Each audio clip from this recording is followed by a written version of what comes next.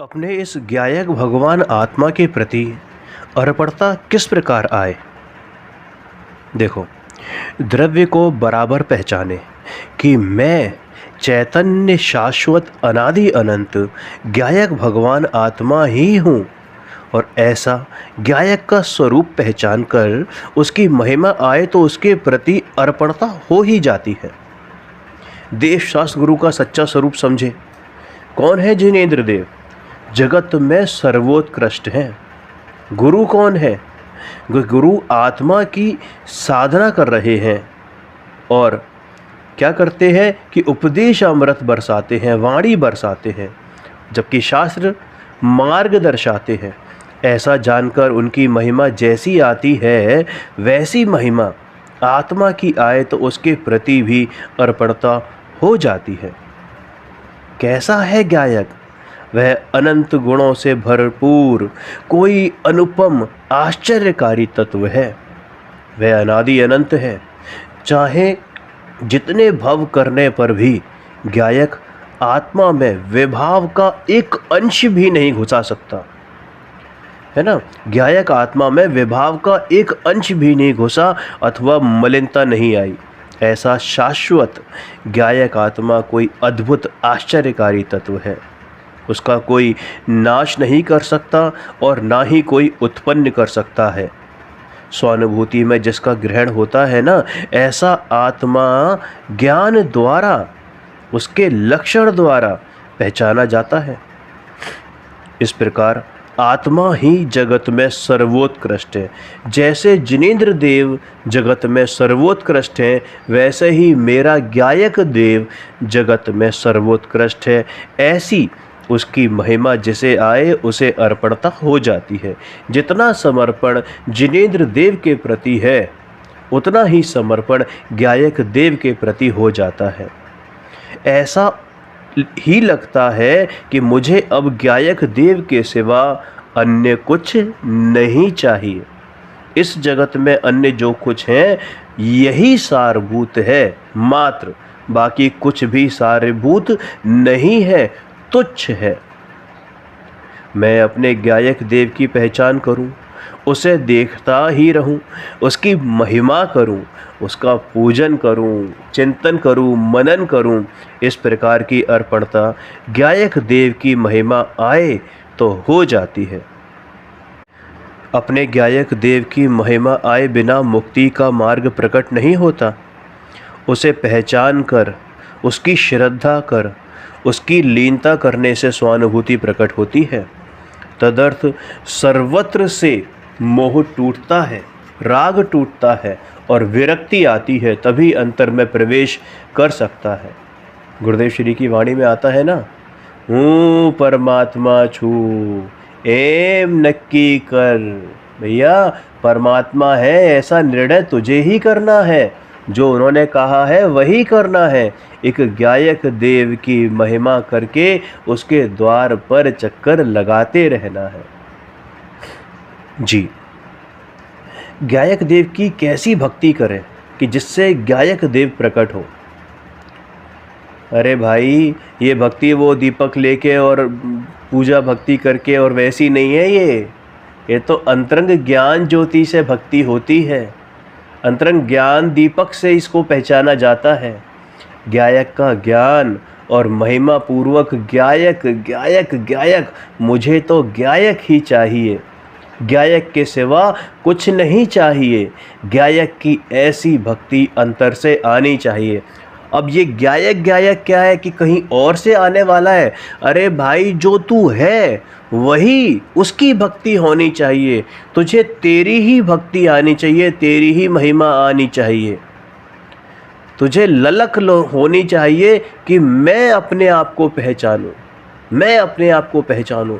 कोई तुझसे पूछे तू कौन, तू बाहर में भले ही अपना नाम ले, लेकिन अंतरंग में मालूम होना चाहिए कि मैं तो गायक भगवान आत्मा हूँ।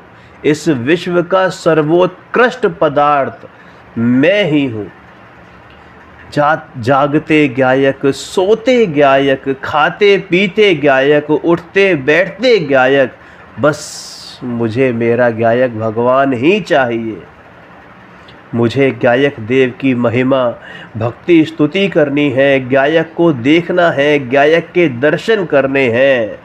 मैं गायक को ही देखता रहूं, गायक के गुणगान करूं, गायक की पूजा करूं। ऐसी भक्ति हो तो गायक देव प्रकट हुए बिना रहता नहीं है। अब ये जितना भी कुछ बोला ना, ये शब्दों में नहीं, ये अंतरंग में होना चाहिए, सहज रूप से होना चाहिए, फोर्सफुली या कोई ज़बरदस्ती करके नहीं।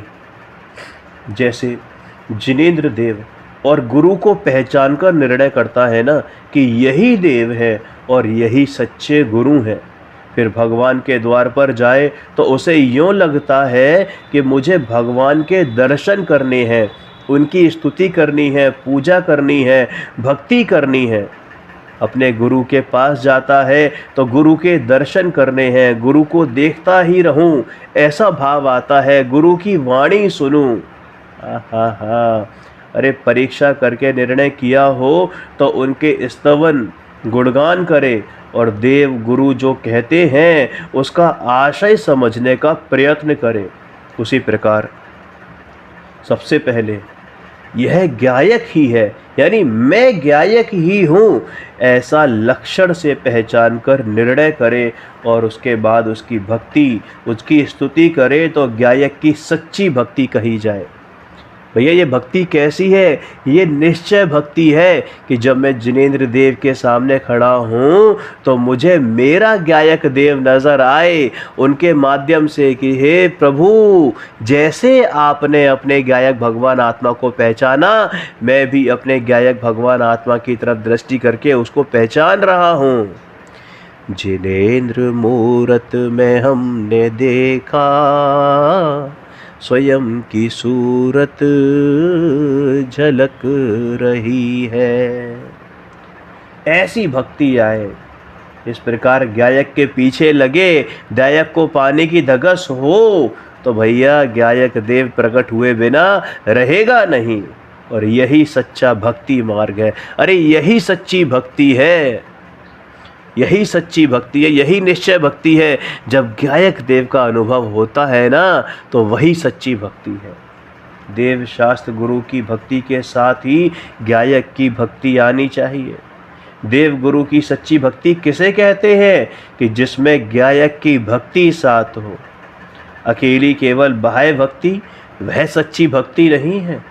ज्ञान पूर्वक, श्रद्धा पूर्वक वो भक्ति होनी चाहिए। जी, ये ज्ञानी को शुभ राग आता है, उसमें उसे खटक लगती है, तो क्या शुभ राग में जुड़ता है या नहीं? भाई, ज्ञानी को शुभ राग आता है भूमिका के अनुसार। ज्ञानी शुभ राग में जुड़ता है ना, तब भी उसे भेद ज्ञान ही है, भेद ज्ञान वरत रहा है।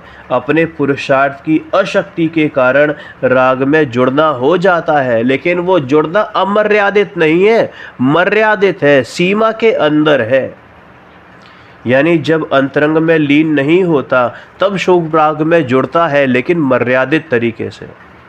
जब वह शुभ राग आता है तो उसके साथ साथ भेद ज्ञान की धारा वर्तती है, इसलिए गायक पृथक रहता है। ज्ञानी शुभ राग में ऐसे तन्मय नहीं होता कि गायक को भूल जाए। गायक रूप से भिन्न हुए, गायक रूप से भिन्न रहते हुए शुभ राग आता है। मतलब ये जो शुभ राग है वो अलग है, मैं अलग हूँ, ऐसा भाषण उसे हमेशा रहता है। यह शुभ राग आता है परंतु मैं तो भिन्न ही हूँ, है ना। ये जो शुभ राग है ये विभाव की ओर का भाग है और मेरे गायक का भाग, मेरे निज घर का भाग उससे पृथक है। यह शुभ राग विभाव का घर है, वह मुझसे सर्वथा भिन्न है। ऐसा ज्ञानी को बराबर ज्ञान होने के कारण राग से भिन्न रहता है, एकत्व नहीं होता, आकुल व्याकुलित नहीं होता।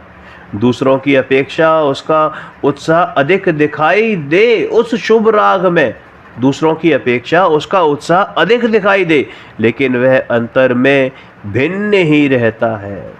अपने बच्चे की भी शादी करेगा, वो तो अशुभ भाव हो गया, लेकिन जो देव शास्त्र गुरु के प्रति जो राग है, ऐसा प्रशस्त राग, उसमें उसको आपको खूब नाचता गाता दिखाई देगा, भक्ति करता दिखाई देगा, लेकिन फिर भी अंतर में उसको मालूम है कि मैं गायक भगवान आत्मा इस प्रशस्त राग से भी भिन्न हूँ।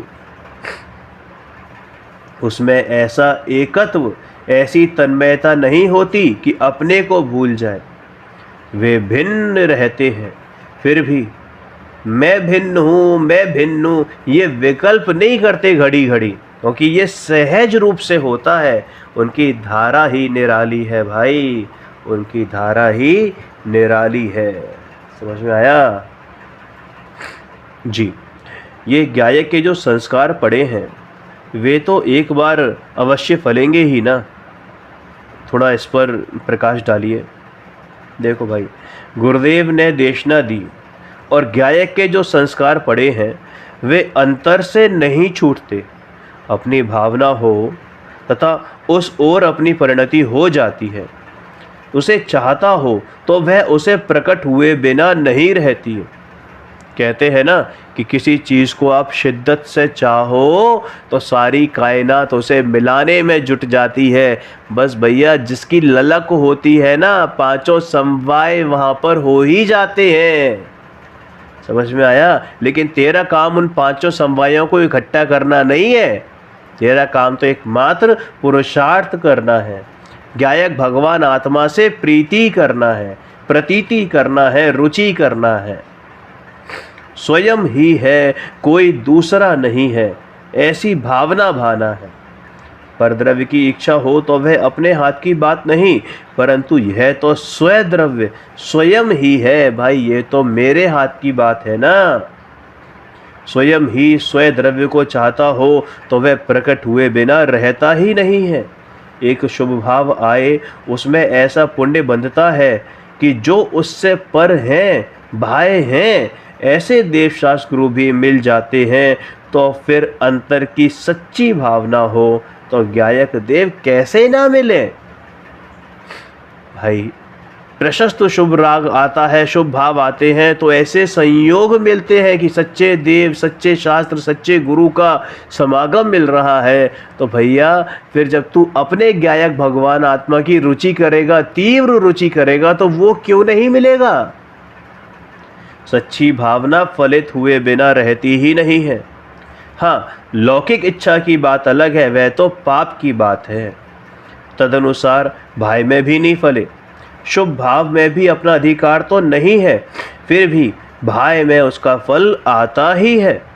तब फिर गायक की सच्ची भावना फले बिना कैसे रहे?